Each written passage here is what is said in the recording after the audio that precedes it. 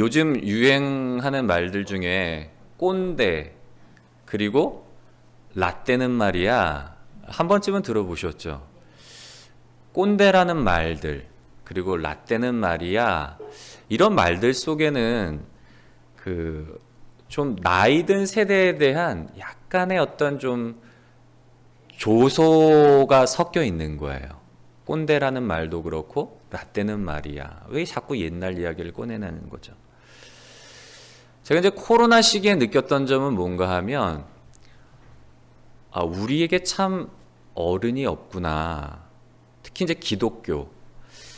우리가 이제 코로나를 거치면서 정부가 교회에 대한 이제 좀 방역 차원에서 예배를 온라인으로 좀 비대면으로 드려달라고 이제 요청을 할 때에 일부 교회에서 이제 대면 예배로 드리다 보니까 코로나가 이제 발생이 되는 거죠. 근데 문제는 뭔가 하면 정부가 그걸 가지고 이제 마녀 사냥하듯 그렇게 이제 온갖 뭐 교회가 마치 이 코로나의 온상인 것처럼 전염병의 주범인 것처럼 그렇게 막 하다 보니까 교회에 대한 인식과 교회에 대한 이미지가 굉장히 안 좋아졌어요. 그 시기에 이제 저희가 예배 처소를 구하려고 이제 찾던 시기라서 코로나로 인해서 경기도 어렵고 공실도 많은데 교회를 한다면 안 주더라고요. 건물주들이. 그만큼 이제 교회에 대한 그런 어떤 인식이 이제 좋지 않음을 피부로 느낄 수가 있었는데 그런 시기 가운데 이제 제가 좀 안타까웠던 건 뭔가 하면 교계를 대표하는 존경받을 만한 어른이 없다는 게 이렇게 좀 안타깝더라고요. 왜냐하면 예전 같은 경우에는 옥하는 목사님이나 하용주 목사님 같은 경우에는 뭐 기독교 내에서도 존경을 받으셨지만 세상 사람들로부터도 존경을 받았던 그런 분들이다 보니까 어려움이 생길 때 그분들의 어떤 영향력이 있단 말이에요. 교회에 대한 어떤 너무 부당한 대우를 좀 멈추어 달라. 뭐 그런 어른들이 한마디 딱 그렇게 해주면 일단은 무게중심이 잡히거든요. 근데 그걸 중재할 수 있는 어른이 없는 거예요. 그러다 보니까 이제 교회가 더 어려움을 겪지 않았나 개인적인 그런 생각을 좀 가졌는데 여러분 오늘 말씀은 이제 리브가의 유모인 드보라의 죽음에 대한 이야기입니다. 리브가의 유모였던 드보라가 죽음으로 인해서 야곱과 그의 가족들 그리고 야곱과 함께했던 모든 사람들이 이 유모 드보라의 죽음을 굉장히 슬퍼하며 애곡을 해요. 얼마나 이 애곡을 하였던지 드보라의 시체를 상수리 나무 아래 묻었는데 그곳 이름을 알론바굿이라 그렇게 불렀대요. 알론바굿이라는 의미는 어떤 의미인가 하면 통곡의 상수리 나무예요. 사람들이 그 상수리 나무 아래 이 드보라의 시신을 안장하고 그 슬픔으로 인해서 어찌나 울었던지 그곳 이름을 알론바굿, 통곡의 상수리 나무로 부를 정도로 그렇게 이 유모의 죽음을 슬퍼하고 애도했다는 거예요. 여러분 사실 성경은 드보라에 대한 이야기가 거의 없어요. 한 구절 나오는데요. 24장 우리 한 구절 좀 볼까요? 창세기 24장 9절인가요? 59절이네요. 우리 함께 읽겠습니다. 시작. 그들이 그 누이 리브가와 그의 유모와 아브라함의 종과 그 동행자들을 보내며 드보라라는 여인에 대해서 처음 나온 말씀이 창세기 24장 59절의 말씀이에요. 이제 아브라함이 아들 이삭을 위한 배우자를 찾기 위해서 종을 보내죠. 자기의 고향으로. 그리고는 그곳에서 라반의 그 동생인 리브가를 만나게 돼요. 그리고는 이제 리브가를 이삭의 배우자로 정하고 이제 데리고 가려고 하는 그 시점에 처음 유모가 등장을 하는 거예요. 리브가와 함께 그의 유모를 보냈다는 이 한 구절. 그리고 두 번째로 나온 구절이 오늘 우리가 읽은 드보라의 죽음에 대한 그 말씀이 유일한 구절인데 여러분 오늘 우리가 이 드보라의 이야기를 통해서 어떻게 하면 우리가 교회와 그리고 이 사회가 필요로 하는 그런 존경받는 어른 사람들을 위로하고 그리고 사람들에게 어떤 든든한 버팀목이 될 수 있는 꼭 필요한 교회와 이 사회에 필요한 존경받는 어른으로 우리가 설 수 있을까 좀 말씀을 좀 살펴보려고 합니다. 여러분 우리가 먼저 드보라라는 이 인물을 이해하기 위해서는 드보라의 직업을 좀 살펴볼 필요가 있는데 드보라의 직업은 뭐죠? 유모란 말이에요. 여러분 유모는 한자로 이렇게 풀어보면 젖유의 어미 뭐예요? 유모는 남의 아기를 자기의 젖을 먹어가며 대신 키워주는 그런 여자를 가리켜서 우리가 유모라 그래요. 우리 한국말로는 젖어멈이라고 그렇게 표현을 했다고 그러더라고요. 영어로는 이 유모를 뭐라고 그러는가 하면 내니라고 그래요. 내니. 예전에 그 영화 중에 2007년에 개봉했던 영화 중에 내니 다이어리라는 영화가 있었어요. 포스터를 한번 보여드리면 지금은 굉장히 이제 유명한 배우가 되었죠. 스칼렛 요한슨이라는 이 여배우가 출연했던 영화인데 네. 여러분 스칼렛 요한슨의 그 영화에서 역할은 뭔가 하면 혼란스러운 자신의 상황 속에서도 성장해 가는 거예요. 자기도 성장해 갈 뿐만 아니라 문제 있는 그 가정 가운데 도움을 주는 그런 역할로 이제 나오게 돼요. 여러분 드보라도 마찬가지였을 거예요. 이 드보라에 대해서는 정확하게 자세하게 기록되어 있지는 않지만 어떤 시대적인 어떤 상황적인 배경을 놓고 본다면 아픔이 있는 여인일 수가 있는 거예요. 아이가 죽어서 다른 아이를 키워주는 그런 엄마이거나 아니면 경제적으로 너무나 어렵기 때문에 자기의 젖을 먹어가면서 키우면서 그걸로 또 생활하는 분명히 아픔이 있을 수 있는 그런 여인이었단 말이에요. 더욱이 이 드보라에 대해서는 처음에 그냥 존재감이 없는 여인이잖아요. 리브가에 대한 이야기가 막 전개되다가 리브가가 이제 이삭을 만나러 떠나게 될 때에 그냥 함께 따라간 영화로 따지면 엑스트라죠. 그런 사람이었는데 근데 창세기 35장 6절부터 8절에는 이 드보라의 이야기가 특별히 이제 죽음에 대한 이야기가 기록되면서 야곱과 그의 온 가족들 그리고 그와 함께한 모든 사람들이 이 유모의 죽음을 애통해하며 굉장히 슬퍼하는 얼마나 슬퍼했던지 통곡의 상수리 나무 이 드보라를 묻은 그 장소를 통곡의 상수리 나무라고 부를 정도로 그렇게 이제 비중 있는 인물로 영향력 있는 인물로 바뀌었음을 볼 수가 있어요. 또 이름도 등장을 하잖아요. 유모의 이름 드보라라는 이름도. 여러분 어떻게 이런 삶을 살 수가 있었을까? 우리가 좀 상황을 통해서 좀 살펴보려고 하는데 첫 번째로는 그 배경은 뭔가 하면 첫 번째로 한번 같이 읽어볼까요? 시작! 비즈니스 관계가 아닌 사랑의 관계를 형성함. 여러분 유모는 기본적으로 우리가 고용된 사람이잖아요. 그 가정 가운데서 어떤 금전적인 목적을 가지고 금전적인 어떤 관계를 갖고 나름대로 계약 관계가 형성이 됐을 거란 말이에요.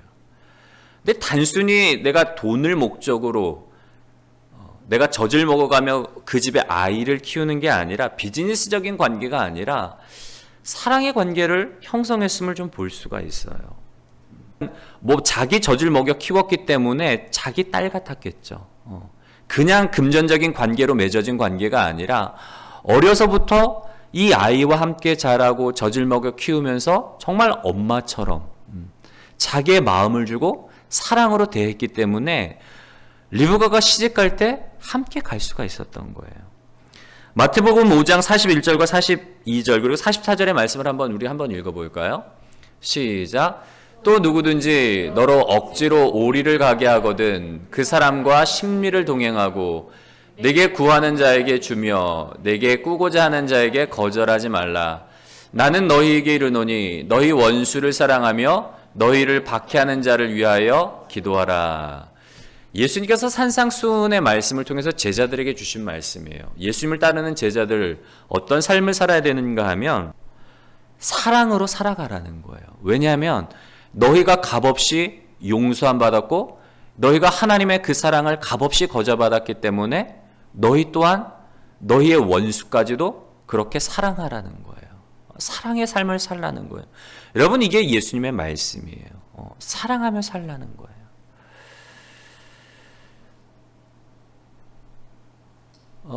우리 요번 주에 지난주죠. 이제 지난주에 최용선 선교사님이 소천하셔서 저희가 이제 교회 장으로 저희가 장례를 치러 드렸는데요. 저희는 사실 일면식이 없는 선교사님이에요. 우리 이제 문승옥 전사님과 이제 관계가 있어서 우리 전도사님의 그 요청으로 저희가 이제 교회장으로 치러 드렸는데, 우리 전도사님 같은 경우에는, 운전사님 같은 경우에는 제가 보니까 굉장히 좀 사랑의 은사가 사랑이 넘치시는 분이에요, 정말. 뭐 이건 제 얘기가 아니라 우리가 이제 토요 나눔, 이제 어제 나눔을 하다가 권사님 한 분이 그러시더라고요. 우리 전도사님 같은 경우에는 자기가 알고 있는 전도사님은 이제 예전에 이제 같이 신앙생활하실 때 경제적으로 너무 어려웠던 때가 있었잖아요. 교회 오려고 막 걸어서 오시기도 하시고 예배가 끝나면 걸어가실 정도로 경제적으로 너무 어려웠던 그런 시기가 있었는데, 그때 이제 수중에 뭐 10,000원이 있으면 이걸 가지고 이제 차비를 해야 되는데, 누군가 이 10,000원이 필요한 사람이 있으면 자기 수중에 있는 그 10,000원을 그 어려운 사람에게 주고 그냥 지나치지 못한다는 거예요. 지나치지 못하고 마음이 너무 아프니까, 자기보다 더 상황이 어려우니까 그거 그 사람한테 주고 자기는 걸어가는 분이라고 그렇게 말씀을 하시더라고요. 제가 봐도 그래요. 제가 봐도 우리 지난번에 이제 병원 신방을 갔을 때도 이제 같이 그 병실에 있었던 분한테 이제 자기 옷까지도 다 주고 가실 정도로, 자기보다 이제 어려운 가운데 있는 사람을 그냥 지나치지 못하는 게, 그만큼 이제 사랑의 은사가 있기 때문에 결국엔 일본에서도 같이 이제 사역하시면서 얼마나 철판에 꽃을 피우는 것처럼 일본 사역이 너무 힘들고 너무 괴로운데도 그 사랑으로 이제 맺어진 관계인 거죠. 그리고는 최용순 선교사님이 일본에서 이제 사역하시다가 당뇨가 있으셔서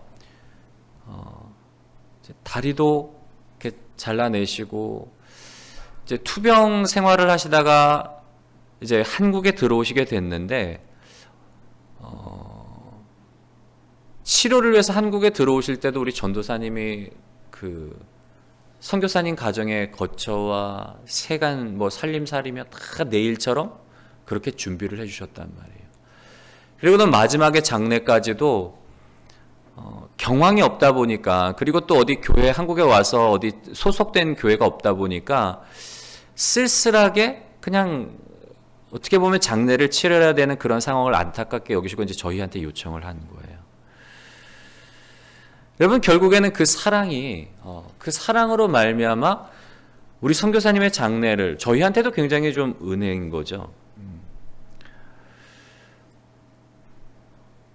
우리 교회의 장례로서 첫 장례를 선교사님을 그 천국 환송하는 그런 어떤 기회로 하나님이 우리에게 허락해 주셨을 뿐만 아니라, 우리 전도사님이 사랑으로 그렇게 섬겨주셨기 때문에 결국에는 또 우리 남은 유족들이 이제 또 교회로 인도되어져 오는 그런 놀라운 열매들을 거두게 되었는데요. 여러분, 하나님은 정직하신 분이에요. 우리가 뿌린 대로 그대로 거두게 하시는 하나님. 사랑을 심으면 사랑의 열매로 우리에게 갚아주시는 분이라는 거.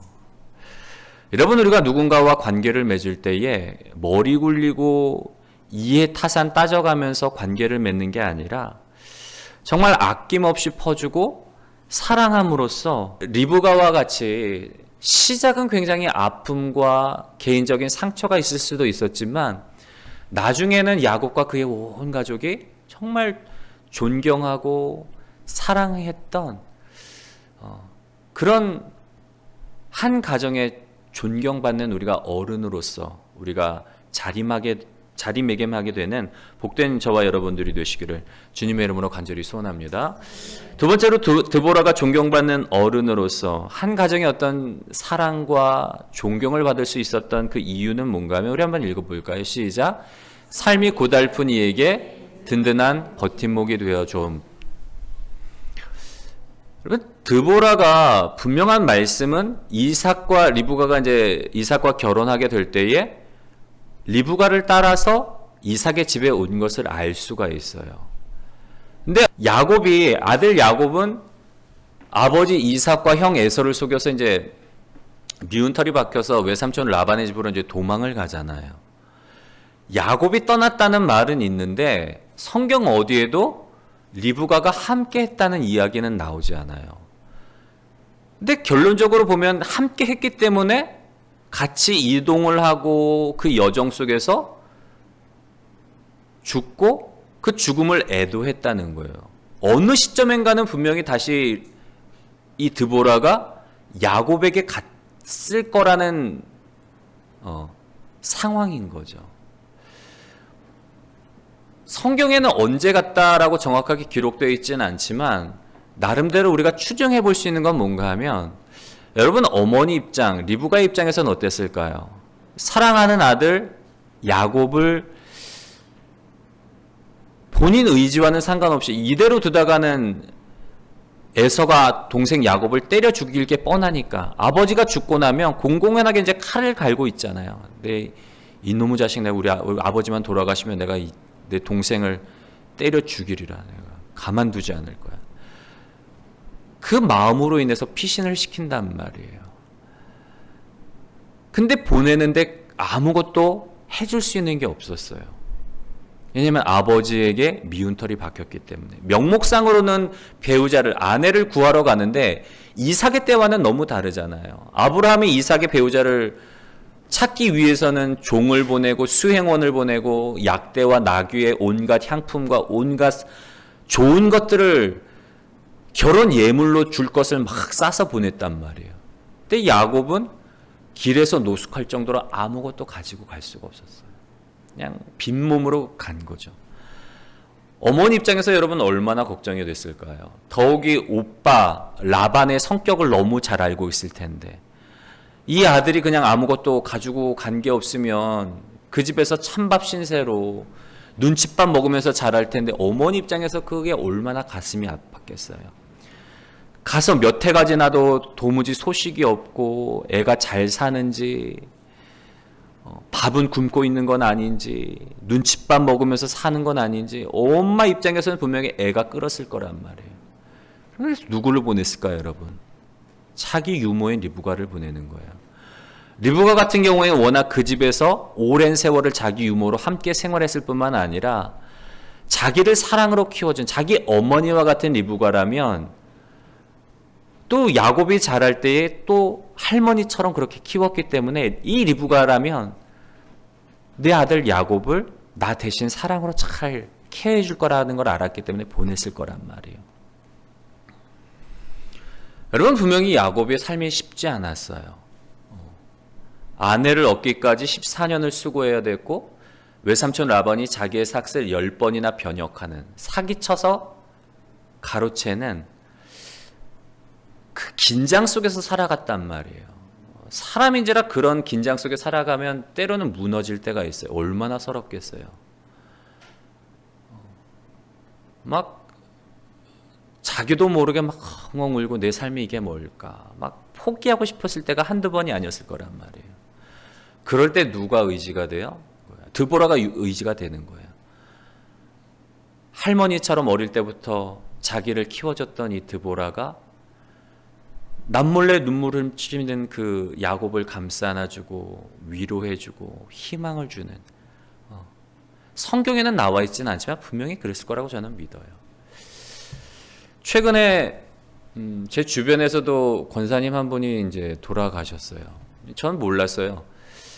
제가 이분을 얼마만큼 의지를 했는지 저도 몰랐는데, 막상 이분이 이제 곁에 계시지 않으니까 굉장히 마음이 힘들더라고요. 누가 이제 돌아가시면 한 일주일 정도 지나면 나름대로 이제 마음에 추스림이 되는데, 추스려지는데, 이분 같은 경우에, 우리 권사님 같은 경우에는 아직까지 그런 여파가 있더라고요. 그만큼 이제 제가 의지를 했던 거죠.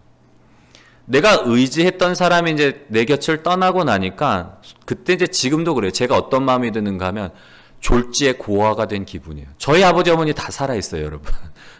그럼에도 불구하고 내가 누군가를 의지했던 이 사람이 떠나고 나니까 정말 내가 마치 이렇게 고아처럼 나 혼자 버려진 그런 느낌이 되게 힘들더라고요.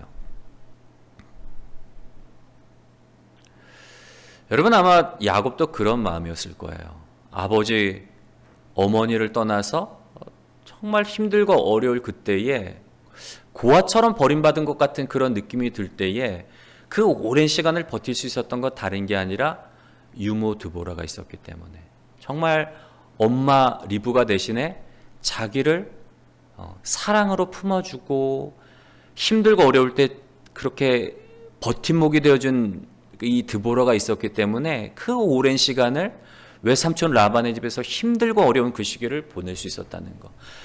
그렇기 때문에 드보라가 죽었을 때에 그렇게 애곡하며 슬퍼했던 모습을 우리가 바라볼 수가 있는 거예요.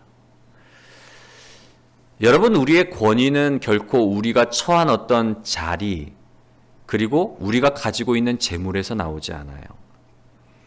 우리가 누군가를 진정으로 사랑으로 섬겨줄 때, 누군가 힘들 때 그 사람의 버팀목이 되어주고, 누군가 정말 위로가 필요할 때에 그 사람 곁을 지켜주면서 사랑으로 위로해 줄 때에 그 사랑으로 말미암아 권위가 생기는 거예요.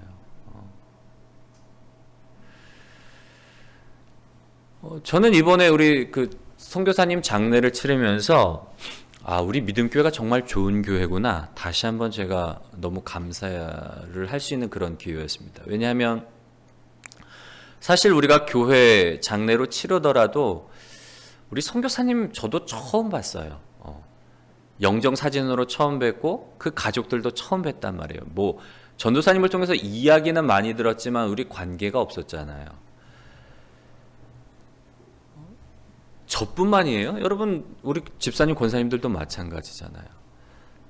근데 이제 선교사님이 돌아가셨다 그러니까 또 교회 장례로 치른다고 하니까 우리 집사님 권사님들이 그 장례 예배 때 참석해 주신 거예요. 너무 감사하더라고요.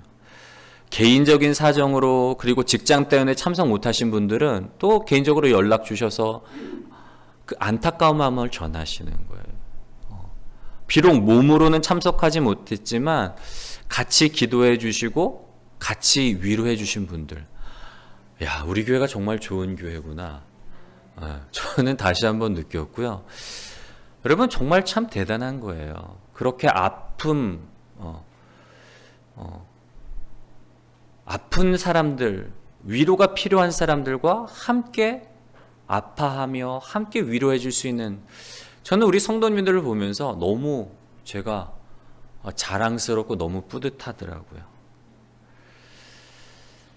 한 여인으로서 아픔이 있었고 본인도 상처가 있었지만 그 모든 아픔을 딛고 한 가정에 정말 큰 영향력을 미치는 그 여인이 될 수 있었던 건 다른 게 아니라 사랑으로 누군가의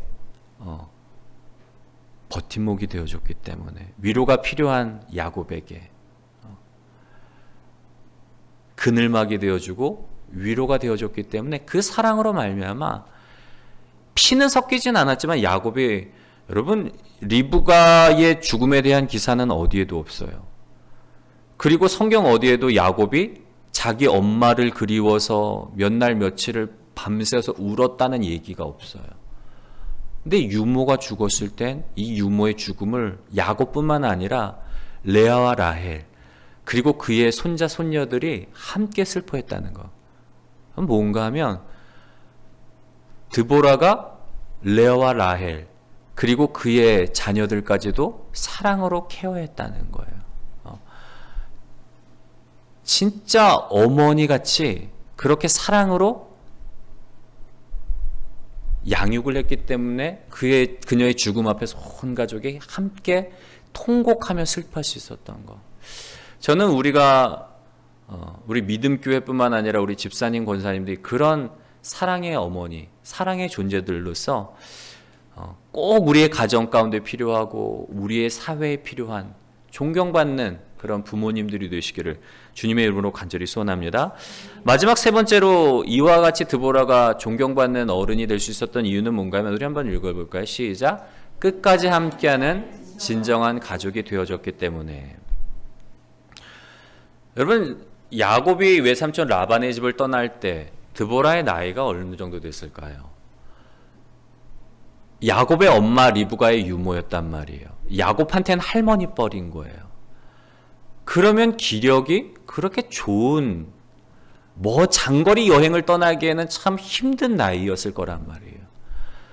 그러면 그런 생각 들지 않았겠어요? 오랜만에 고향에도 돌아왔고 아는 지인들도 있고 나이도 많기 때문에 이제는 내가 야곱을 떠날 수 없는, 따라 나설 수 없는 상황이에요. 얼마든지 그곳에서 그냥 안주할 수 있을 텐데 그 마지막 여정 속에서도 야곱과 함께 떠나요. 그 노년에도 불구하고. 왜 그랬을까요?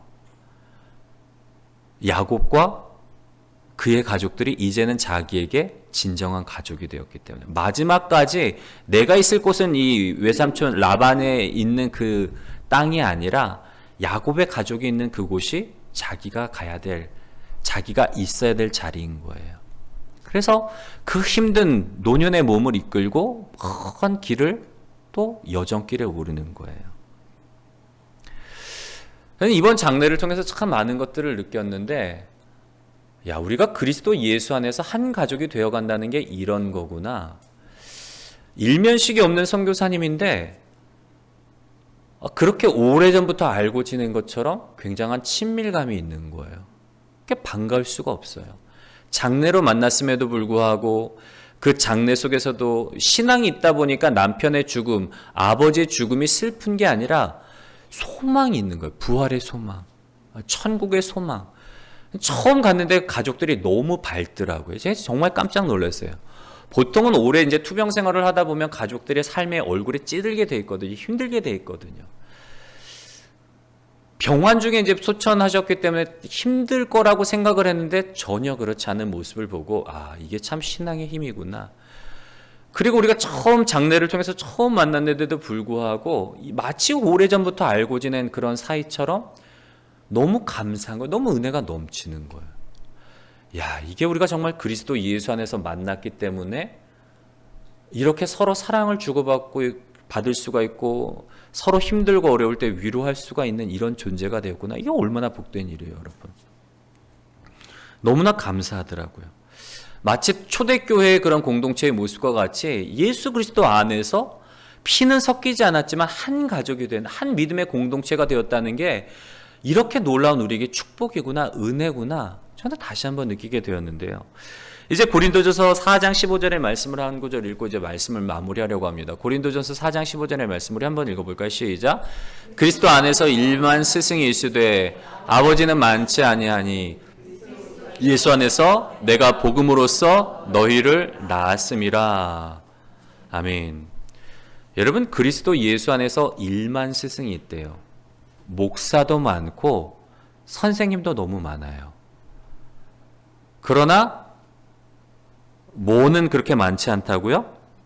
아버지는 많지 아니하니, 어머니는 많지 아니하니. 사도 바울은 이 교인들을 단순히 목사, 선생으로 대하는 게 아니라 복음 안에서 이들을 자기가 낳았대요. 엄마가 자녀를 임신하고 출산하기까지 10달 동안 그 수고와 그 아픔과 그 눈물, 그리고 출산할 때가 되어서는 그 찢어지는 산고의 고통을 통해서 내 아이를 낳은, 한 생명을 낳을 때에 이 한 생명이 있기까지 얼마나 오랜 시간과 얼마나 오랜 수고를 통해서 낳은 생명이에요. 오늘 하나님이 우리에게 요구하시는 바가 이거예요. 그리스도 예수 안에서 선생이 아닌 영적인 부모가 되어주는 것. 누군가에게 우리가 선생이요, 목사가 아닌 정말 이 사람을 사랑으로 케어할 수 있는, 사랑으로 양육할 수 있는, 사랑으로 의지할 수 있는 그런 부모가 되어주기를 원하신다는 것. 여러분, 야곱의 생물학적인 어머니였던 리브가의 이야기는 야곱이 외삼촌 라반의 집으로 간 이후에 사라져 버려요. 오히려 이전까지만 해도 역사의 주인공이었던 이 리브가는 잊혀지지만, 그러나 이름도 없었던 정말 엑스트라와 같았던 유모 드보라는 오히려 마지막이 더 복된 인생으로 마무리되었던 모습을 우리가 볼 수가 있어요. 저는 우리의 마지막도 이런 마지막이 되었으면 좋겠어요. 내 시작은 미약하였으나 내 끝은 심히 창대하리라. 우리가 예수님의 그 사랑으로 인해서 누군가와 관계를 맺을 때에 이해타산을 따져가며 관계를 맺어가는 게 아니라 사랑으로서 아낌없이 주는 나무가 되고, 예수님이 우리를 위해서 자신의 전부를 주신 것처럼 우리도 전부를 그냥 조건 없이 누군가에게 줄 수 있는 그런 사랑의 관계, 영적인 어머니, 누군가 의지가 필요할 때 버팀목이 되어주고, 그리고 마지막까지도 함께 할 수 있는 그리스도 예수 안에서 진정한 영적인 부모가 되는 이 시대가 필요로 하고, 우리의 사회가 필요하고, 우리의 가정에서 꼭 필요한, 우리 교회에서 꼭 필요한 그런 사랑이 많은 어머니들, 아버지들이 되시기를 주님의 이름으로 간절히 소원합니다.